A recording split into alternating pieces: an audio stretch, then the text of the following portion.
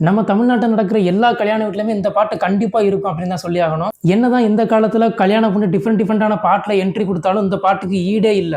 அதுலயும் குறிப்பா கிராமத்துலலாம் இந்த பாட்டு போட்டாங்க அப்படின்னாலே வீட்ல இருக்கிற எல்லாருமே அவங்க பார்த்துட்டு இருக்க வேலையெல்லாம் விட்டுட்டு, மணப்பொண்ணு வந்துருச்சு, கல்யாண பொண்ணு வந்துருச்சு, வாங்க டக்குன்னு போய் பார்ப்போம் அப்படின்னு சொல்லி எல்லாரையும் கூட்டு ஒண்ணு சேர்க்கிற பாட்டு அப்படின்னா அது இந்த பாட்டு தான். அது என்ன பாட்டு அப்படின்னா நீங்களே கேளுங்க.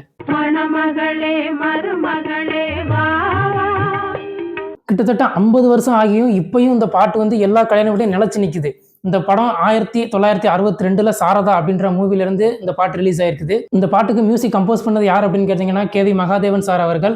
அது மட்டும் இல்லாம இதுக்கு லிரிக்ஸ் எழுதினது யார் அப்படின்னா நம்ம எல்லாத்துக்கும் நல்லா தெரியும் கண்ணதாசன் சார். இது எல்லாத்துக்கும் மேல இந்த பாட்டு யார் படிச்சா அப்படின்னு நான் சர்ச் பண்ணி பார்க்கப்போ எனக்கே ரொம்ப ஷாக்கிங்கா இருந்துச்சு. இந்த பாட்டை படிச்சது யார் அப்படின்னா நமக்கு எல்லாருக்கும் ரொம்ப பிடிச்ச கந்த சஷ்டி கவசத்தை படிச்ச சூளைமங்கலம் சிஸ்டர்ஸ் அவங்க தான் அந்த பாட்டை படிச்சிருக்காங்க. அவங்களோட சேர்ந்து Eswari ma'am and Anjali ma'am அப்படின்ற 2 பேரும் அவங்க கூட சேர்ந்து படிச்சிருக்காங்க. இப்பயும் உங்க ஊர்ல அந்த பாட்டு கல்யாண வீட்ல படிக்கிறாங்க அப்படின்னா இந்த வீடியோக்கு ஒரு லைக் பண்ணிட்டு இந்த மாதிரி ரேண்டம் ஃபேக்ட்ஸ் கேட்கறதுக்கு நம்ம சேனலுக்கு மறக்காம சப்ஸ்கிரைப் பண்ணிக்கோங்க. பாய்.